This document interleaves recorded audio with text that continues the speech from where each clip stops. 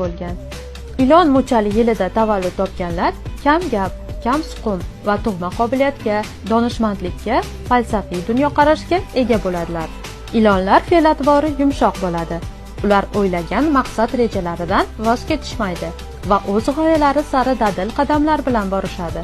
Bu muchal egalari birovlarning maslahatlariga quloq solishmaydi, faqat o'zlarining ichki his-tuyg'ulariga ishonishadi. Ilon muchali vakillari hayratlanarli darajada dono bo'lishadi.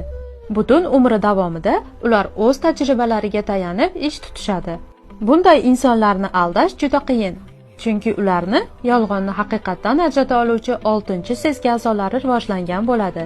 Oilada ham, ish joyida ham ularning moliyaviy holati doimo havas qilgudek darajada bo'ladi. Ko'pincha ular dimog'dor va o'zini ko'zlovchi bo'ladilar. Ko'proq birovning ko'magisiz o'zlariga ishonib ish ko'radilar.